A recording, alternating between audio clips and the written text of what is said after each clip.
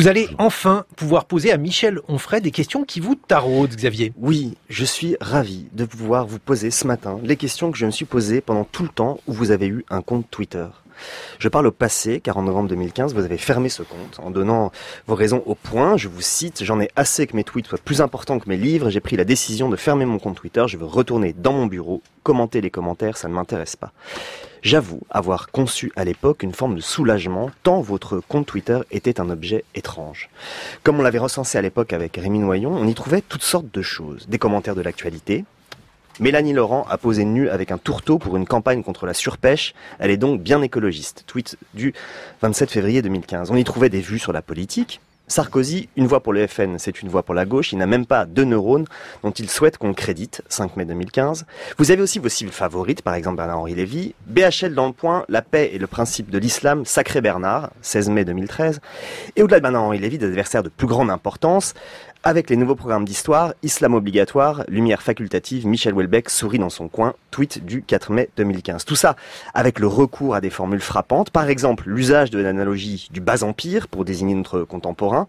Des nouvelles du bas-empire, Choupette, la chatte de Karl Lagerfeld, a empoché près de 3 millions d'euros en 2014, tweet du 3 avril 2015. La référence au bas-empire n'était pas un compliment pour l'époque. Et puis il y avait des blagues. Une par exemple. À 50 ans, Rocco Siffredi a annoncé vouloir se retirer progressivement, SIC. C'était tweet du 18 mars 2015. D'où les questions que je me pose, Michel Onfray. Un compte Twitter révèle-t-il quelque chose de la personne qui le tient ? Vous qui pensez que les philosophes ont aussi un corps, une vie, des mobiles parfois triviaux, on ne peut que vous retourner la question. En l'occurrence, que penser de ces commentaires de l'actualité un peu à l'emporte-pièce ? Pas toujours fondé, pensez vite et qui farcissait votre compte. Et surtout, que pensez du fait que vous aviez envie, en tweetant, d'offrir ces commentaires au monde ? D'où une autre question. Avez-vous été piégé par le médium, ce médium si particulier qu'est Twitter, qui invite, de par ses fonctionnalités techniques, non seulement à la brièveté, mais aussi à l'immédiateté, à la polémique, au trait d'esprit ? Avez-vous donc été piégé par ce médium, ou par vous-même, piégé par votre jubilation à constater l'effet immédiat de vos propos, par l'excitation du petit combat rhétorique auquel invite Twitter, et des combats sur Twitter, vous en avez eu ? Ce qui m'amène à une autre question. N'y aurait-il pas eu de Twitter un autre usage possible ? Les fonctionnalités techniques et modes de diffusion ne sont que des contraintes, elles peuvent être contournées, dépassées, déjouées, et je me suis donc demandé pendant tout ce temps comment cela se faisait-il qu'un philosophe comme vous aviez pu avoir de ce médium un usage aussi premier degré. Au-delà se pose une dernière question qui me semble centrale. Quelle place pour cette production dans une œuvre ?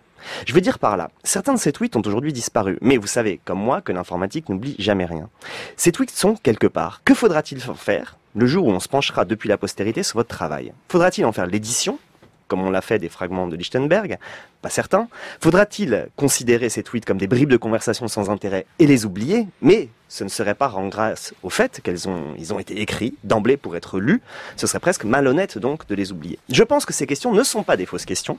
Y répondre, c'est statuer sur la nature même de ce que nous écrivons tous dans les réseaux sociaux. J'en appelle donc à votre expérience et à votre réflexion, Michel Onfray, pour m'aider à y répondre. Vous êtes un peu un archiviste du net maintenant, Xavier Delaporte. Mais le net s'archive lui-même. Vous allez regarder. Non, je ne regrette rien de ce que j'ai écrit, rien de ce que j'ai écrit, vraiment. La différence, c'est que vous donnez votre avis sur tout et vous êtes payé pour ça avec mon argent et avec l'argent des gens qui nous écoutent, puisque c'est le service public qui vous entretient. Donc vous avez le droit d'avoir des avis, de les donner, mais de les donner moins directement que moi. C'est-à-dire, toutes vos informations sont évidemment extrêmement biaisées, c'est-à-dire que régulièrement, on nous fait l'éloge des mêmes contenus. Les gens qui auront écouté le journal aujourd'hui auront vu pour qui il faut voter, les gens qui sont des gens bien, puis les gens qui ne sont pas des gens bien, et de manière internationale, où est le bien, où est le mal, etc. Vous avez le droit, et vous avez même le droit d'être payé par l'argent public pour faire ce genre de choses-là. Moi, je suis pas payé, je le faisais gratuitement, bénévolement, et vous n'aurez jamais vu une seule photo de mes menus, de mes voyages, de mes vacances, de mes bronzages, ou ce genre de choses. Donc j'ai fait effectivement un usage critique, politique aussi, je veux bien, sur le sens même étymologique, c'est-à-dire une espèce d'avis de lecteur dans la cité. Alors évidemment, vous prélevez, vous avez bien raison, vous avez une thèse, elle est politique, elle est engagée, vous avez absolument besoin de la défendre. Donc j'ai des questions surtout. Vous allez chercher, je suis en train de vous y répondre justement, vous allez chercher ce qui illustre absolument vos choses. Vous trouvez que mon humour n'est pas drôle, d'accord. Ah, j'ai pas dit ça. Non mais si, vous avez fait savoir que le retrait progressif de Rocco Siffredi ne pouvait pas être une information drôle, vous avez le droit. Moi je trouve que l'humour du service public n'est pas de l'humour, que c'est souvent de l'idéologie. Je trouve qu'on peut faire ce genre de tweet parce que le principe du tweet, c'est effectivement une parole, et je suis de ceux qui pensent que l'œuvre d'un philosophe, c'est pas seulement ce qu'il écrit, c'est aussi ce qu'il dit, mais c'est aussi ce qu'il vit. la cohérence, etc. Donc moi je suis preneur pour une édition des œuvres complètes de mes tweets que vous pourriez préfacer, annoter et qu'on pourrait relier en papier Bible en disant que j'étais un sale con en montant, mais que finalement peut-être un peu l'histoire m'a donné de temps en temps raison et qu'on avait le droit à de l'humour pas drôle, puisque vous avez le droit à de l'humour pas drôle et qu'en plus vous êtes même payé pour faire de l'humour pas drôle. Moi je fais comme vous, de l'humour pas drôle. Là il faudrait pas amalgamer l'ensemble du service public, Michel Onfray. On peut pas faire d'autres personnes. Je réponds juste à monsieur, mais je dis on peut prendre d'autres individus. Je vous donnerai des noms, d'autres exemples, de multiples exemples. Il est là, donc il peut répondre lui-même. Mais il y a a priori eu chez vous une manière finalement de vous rendre compte que votre place n'était pas sur Twitter, puisque vous avez décidé d'en partir. Oui, parce que justement, ça devenait plus important que ce que j'écrivais, que les livres sur lesquels je travaillais. D'un seul coup, on fait un tweet pour se marrer, parce que j'ose espérer qu'il vous arrive de rire dans la vie et que vous avez un peu le sens de l'humour. Donc effectivement, quand j'entends que des gens disent sérieusement que Rocco Siffredi se retire, je sais plus quoi, délicatement, progressivement, bon ben voilà. Michel Onfray, au-delà de ça, vous vous êtes dit que ça n'était pas votre place, puisque vous avez... Non, c'est pas ça. Non, moi je persiste à croire qu'on peut penser en 140 signes.